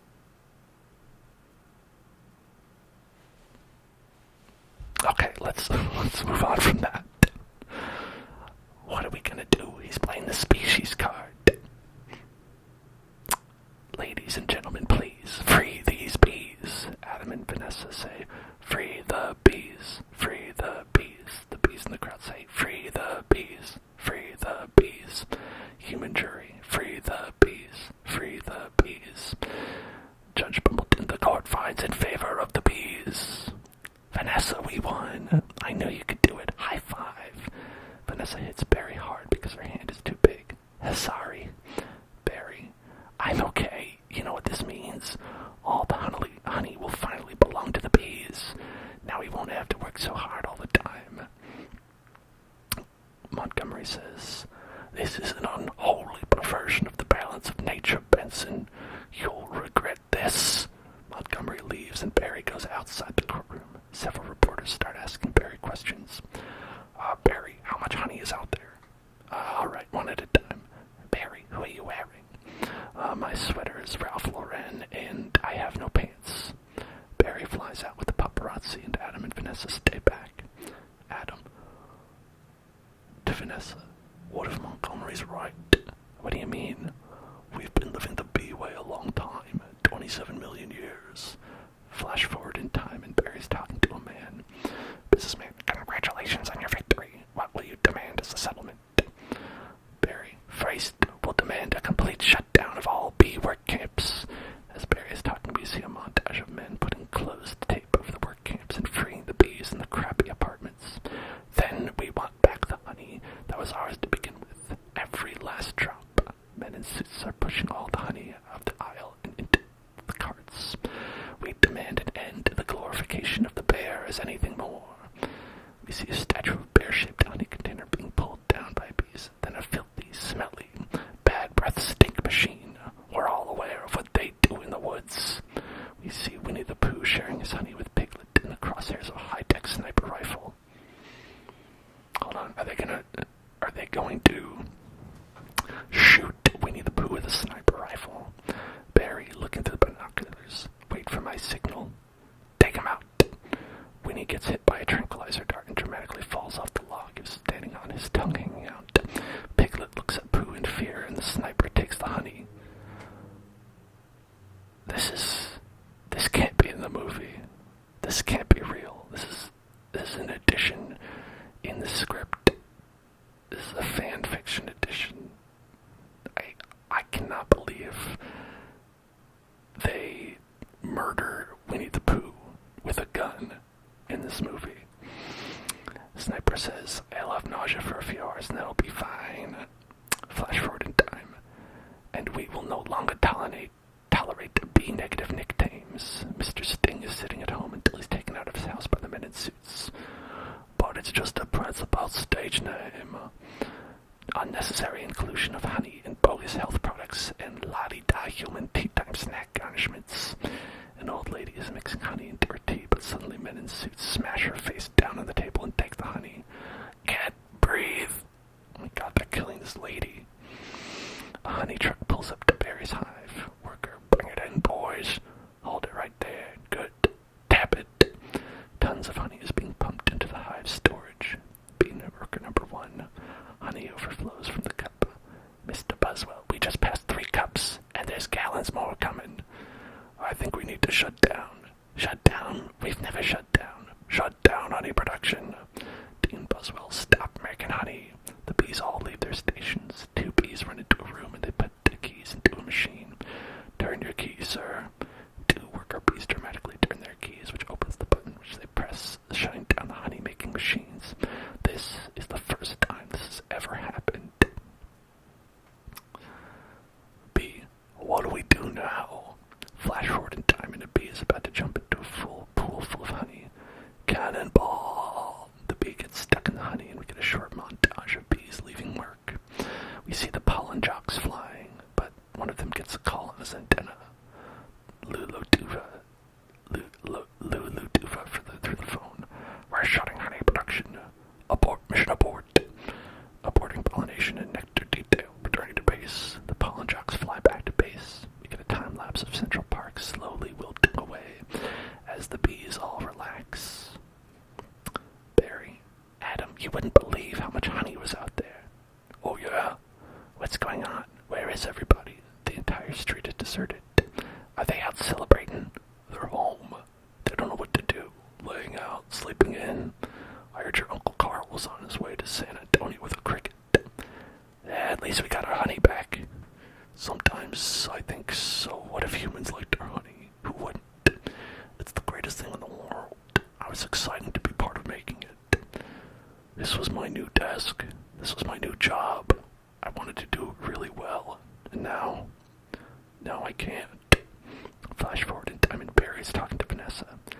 I don't understand why they're not happy. I thought their lives would be better. They're doing nothing. It's amazing. Honey really changes people. You don't have any idea what's going on, do you? What did you want to show me? Vanessa takes Barry to the rooftop where they first had coffee and points to her store. This... Vanessa points at her flowers. They're all gray and wilting. What happened here? That is not the half of it. Small flash forward in time and Vanessa and Barry are on the roof of her store and she points to Central Park. We see that Central Park is no longer green and colorful. Rather, it is gray, brown, and dead-like. It is very depressing to look at. Oh no. Oh my. They're all wilting. Doesn't look very good, does it? No. And whose fault do you think that is? I'm gonna guess bees. Bees. Specifically me. I didn't think not needing to make honey would affect all these things. It's not just flowers, fruits, vegetables. They all need bees. That's our whole SAT test right there. They take away produce. That affects the entire animal kingdom. And then, of course, the human species. So if there's no more pollination, it could just go all south from here, couldn't it? I know this is all partially my fault. How about a suicide pact? How do we do it? I'll sting you, you step on me. That just kills you twice. Right. Listen, Barry. Sorry, but I gotta get going. Barry, I had to open my mouth and talk. Wow, this is grim. This is a grim ending to this movie. Imagine if it just ends here. Vanessa, why are you leaving? Where are you going? Vanessa's getting into a taxi.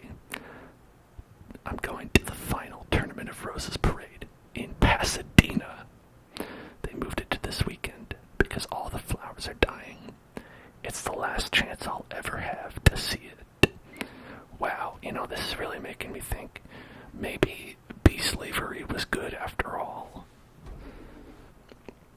Vanessa, I just want to say I'm sorry. I never meant to turn out like this. I know, me neither. The taxi starts to drive away. Tournament roses. Roses can't do sports. Wait a minute. Roses, roses, roses. Vanessa. Barry flies after the taxi. Roses. Barry. Barry is flying outside of the window of the taxi. Roses are flowers. Yes, they are.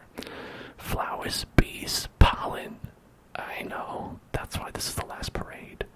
Barry says, maybe not. Could you ask him to slow down? Vanessa says, could you slow down? The taxi driver screeches to a stop and Barry keeps flying forward. Barry! Barry flies into the back of the window. Okay, I made a huge mistake. This is a total disaster. All my fault. Vanessa says, yes, it kind of is. I've ruined the planet. I wanted to help you with the flower shop, and I've made it worse. Actually, it's completely closed down. I thought maybe you were remodeling, but I have another idea, and it's greater than my previous ideas combined. I don't want to hear it. Alright, they have the roses. The roses have the pollen.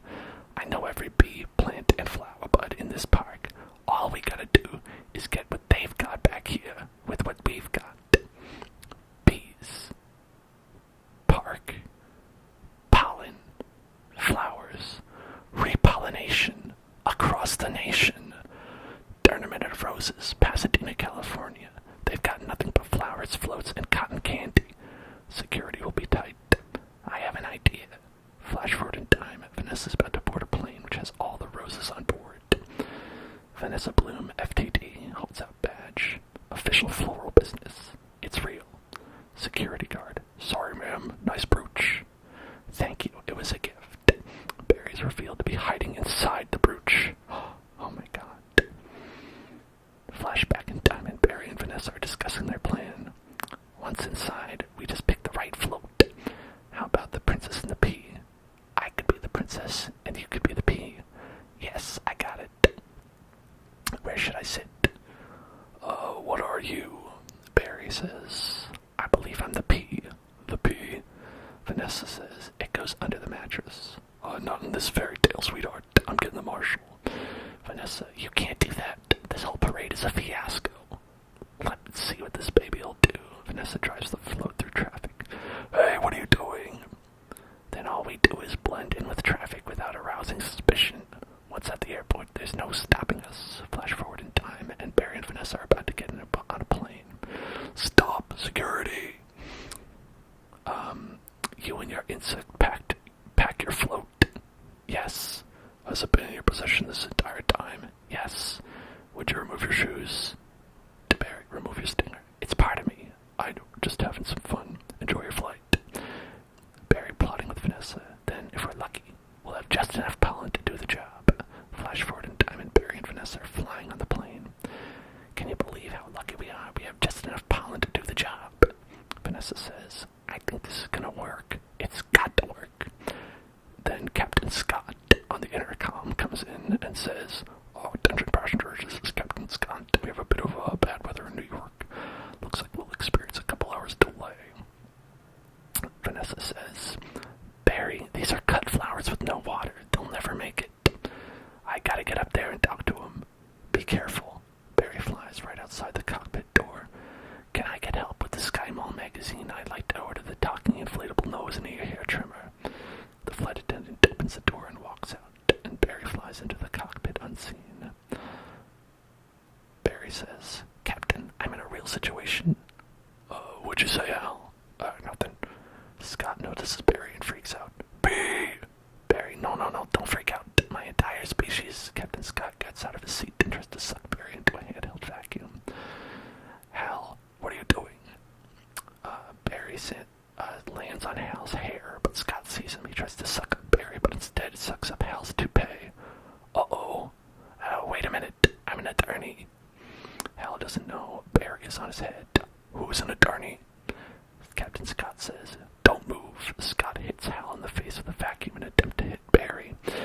Bill is knocked out and he falls on his life raft, which launches an inflatable boat into Scott, who gets knocked out and falls onto the floor. They're both unconscious. Barry, says Barry, on intercom with a southern accent. Good afternoon, passengers. This is your captain. Would a Miss Vanessa Bloom in 24B please report to the cockpit? Vanessa looks confused. And please hurry. Vanessa opens the door and sees the life raft and unconscious pilots. What happened here? Barry says, I tried to talk to them, but then there was a dustbuster, a toupee, a life raft exploded. Now one's bald, one's in a boat, and they're both unconscious. Is that another B joke? No one's flying the plane. But Ditchwater, through radio on plane. This is JFK Control Flower Flight 356. What's your status? This is Vanessa Bloom. I'm a florist from New York. Where's the pilot? He's unconscious, and so is the pilot. Not good. Does anyone on board have flight experience? As a matter of fact, there is. Who's that? Barry Benson. From the Honey Trial. Oh, great. Vanessa, this is nothing more than a big metal bee. It's got giant wings, huge engines. I can't fly a plane. Why not? Isn't John Travolta a pilot? Yes. How hard could it be? Is John Travolta a pilot? What? You know, people have to train. Barry, they have to train to be a pilot. Wait, Barry, we're headed into some lightning. An ominous lightning storm looms in front of the plane. We are now watching the B News. Bob Bumble says, this is Bob Bumble. We have some late-breaking news from JFK Airport, where a suspenseful scene is developing. Barry Benson, fresh from his legal victory. That's Barry, Adam says, is attempting to land a plane loaded with people, flowers, and an incapacitated flight crew. Janet, Martin, Uncle Carr, and Adam all say together, flowers! The scene switches to human news. Reporter talking with Bob Bumble. We have a storm in the area and 2 individuals at the controls with absolutely no flight experience. Bob Bumble says, just a minute, there's a bee on that plane. I'm quite familiar with Mr. Benson and his no-account compadres. They've done enough damage. Reporter says, but isn't it your only hope? Technically, a bee shouldn't be able to fly at all. Their wings are too small. Barry through the radio. Haven't we heard this a million times? The surface area of the wings and body makes no sense. Bob Bumble, get this on the air. B, got it. B News crew, stand by. B News crew, we're going live. Barry through the radio on TV. The way we work may be a mystery to you. Making honey takes a lot of bees doing a lot of small jobs. But let me tell you about a small job. If you do it well, it makes a big difference. More than we realized. And to us, to everyone. That's why I want bees to get back to working together. That's the bee way. We're not made of jello. We get behind a fellow. Black and yellow. Bees. Hello. The scene switches and Barry is teaching Vanessa how to fly. Alright, left, right, down, hover, Vanessa says. Hover. Forget hover. This isn't so hard. Pretending down with the horn. Beep, beep, beep, beep. A lightning bolt hits the plane and autopilot turns off. Barry, what happened? Wait, I think we were on autopilot the whole time. That may have been helping me. And now we're not. So it turns out I cannot fly a plane. The plane plummets, but we see Lulu, Duva, and pollen jocks, along with multiple other bees flying towards the plane. Lulu, Duva, all of you, let's get behind this fellow. Move out. Move out. The scene switches back to Vanessa and Barry in the plane. Our only chance is, if I do what I do, you'd copy me with the wings of the plane. Barry sticks out his arms like an airplane and flies in front of Vanessa's face. You don't have to yell. I'm not yelling. We're in a lot of trouble. It's very hard to concentrate with that panicky tone in your voice. It's not a tone. I'm panicking. I can't do this. Barry slaps Vanessa. Wow, rude. Vanessa, pull yourself together. You have to snap out of it. Vanessa slaps Barry. You snap out of it. Barry slaps Vanessa. You snap out of it. Vanessa, you snap out of it. You snap out of it. You snap out of it. You snap out of it. You snap out of it. You snap out of it. This is actually in script. Hold it. Why? Come on, it's my turn. How is the plane flying? The plane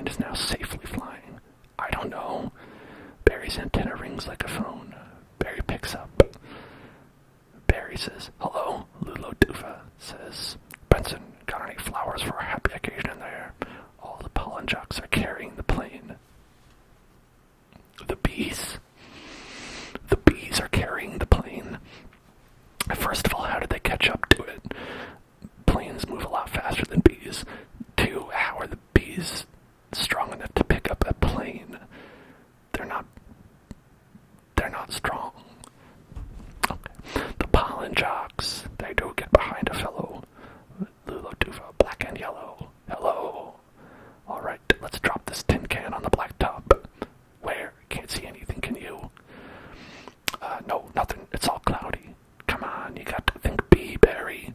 Thinking bee. On the runway, there are millions of bees lying on their backs. The bees say, thinking bee.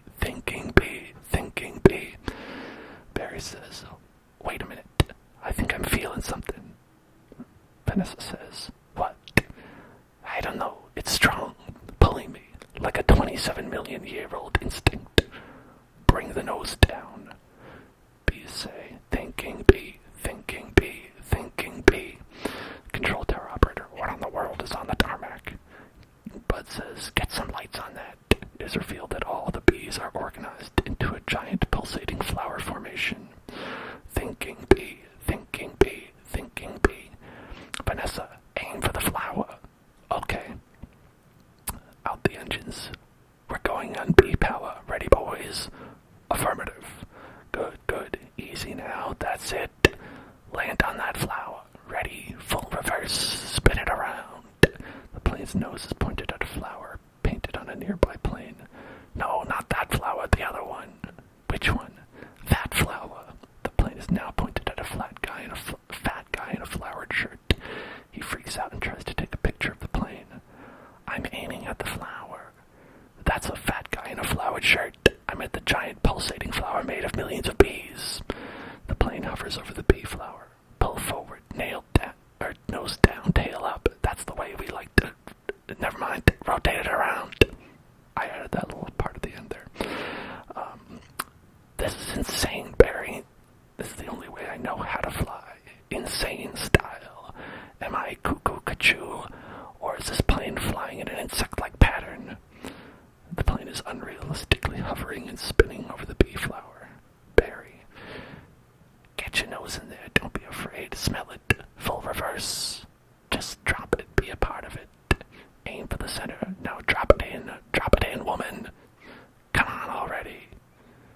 The bees scatter and the plane safely lands. Barry, we did it. You taught me how to fly. I don't know if he did that. I don't. No high five. Right. Adam says, Barry, it worked. Did you see that giant flower? Oh, what giant flower? Where? Of course I saw the flower. That was genius. Thank you. But we're not done yet. Listen, everyone. This runway is covered with the last pollen from the last flowers available anywhere on Earth. That means this is our last chance. We're the only ones who can make honey, pollinate flowers, and dress like this. If we're going to survive as a species, this is our moment. What do you say? Are we going to be bees or just Museum of Natural History keychains? We're bees. Keychain. Then follow me. Except for you, keychain. Pollen Jock says, hold on, Barry, here. You've earned this. Barry says, yeah, I'm a pollen jock, and it's a perfect fit. All I gotta do are the sleeves. Pollen jocks throw Barry a nectar collecting gun. Barry catches it. Oh yeah. That's our Barry, says Barry's mom. Barry and the pollen jocks get pollen from the flowers on the plane. Flash forward in time and the pollen jocks are flying over New York City. Barry pollinates the flowers in Vanessa's shop and heads to Central Park. A boy in the park says, Mom, the bees are back. Putting on his Krillman hat, Adam says, if anybody needs to make a call, now's the time. I got a feeling we'll be working late tonight. The bee honey factories are back up and running. Meanwhile, at Vanessa's shop, Vanessa says, here's your change. Have a great afternoon. Can I help? Who's next? Would you like some honey with that? It's bee approved. Don't forget bees. There's a room in the shop where Barry does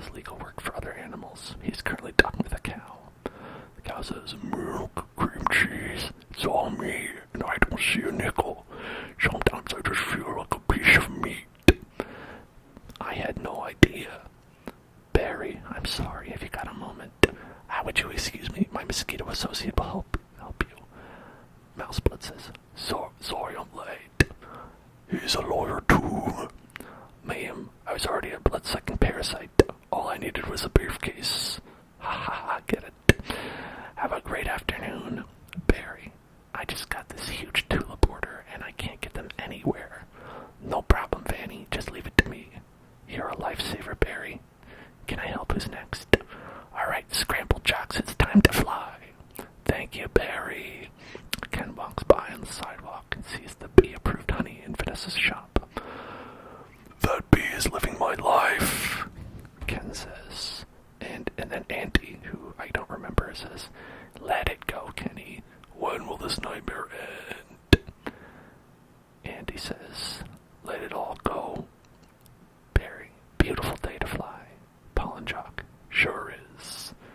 Barry says, between you and me, I was dying to get out of that office. Barry recreates the scene near the beginning of the movie where he flies through the box kite. The movie fades to black, and the credits being... Okay, the credits are being right now. After credits, no scene can be seen, but the characters can be heard talking over the credits. You have got to start thinking B, my friend. Thinking B. Me? Barry, talking over Singer. Hold it. Let's just stop for a second. Hold it. I'm sorry, everyone. Can we stop there? The Singer says, oh, Barry, I'm not making a major life decision during a production number. Singer, alright, day 10, everybody, wrap it up, guys. I had virtually no rehearsal for that. Okay, and then I think that's it. That's the movie. That is the entirety of the B movie in ASMR format. And I don't know if anyone has done that before, but now they have. Please clap.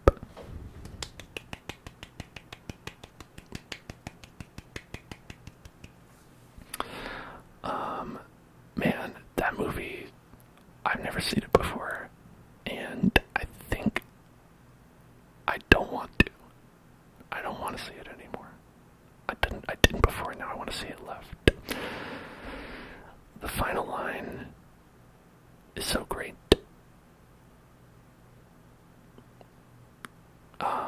Let's see.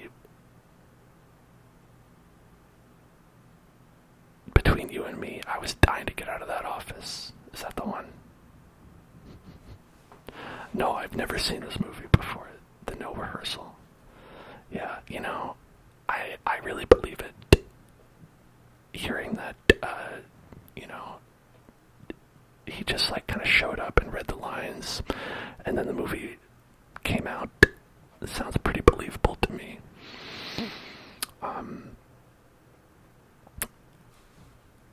I can't believe the journey that movie takes, really. That I knew it involved the bee shacking up with a real human woman and having a relationship with a human woman. But I had no idea that it also includes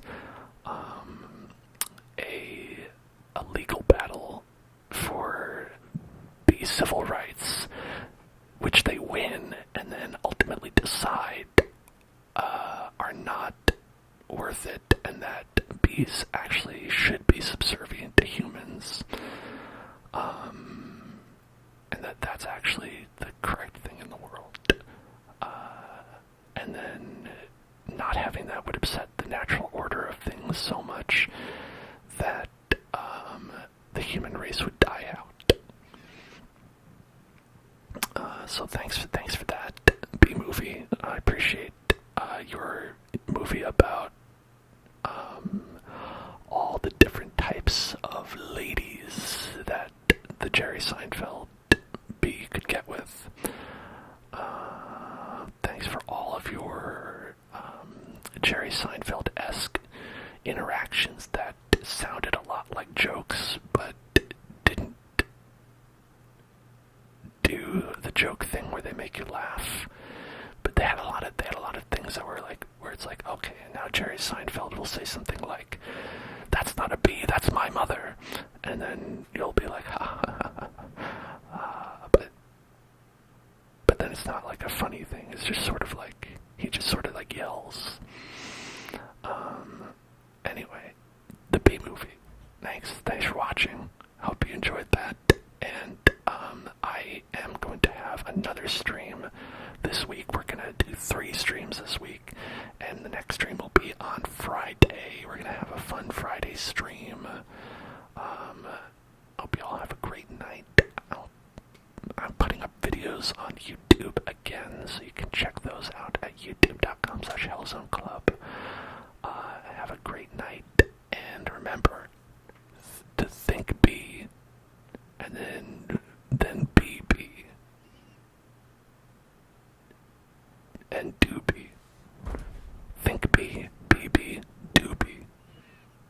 Scoop doobie, doobie doo. I'll see you in hell.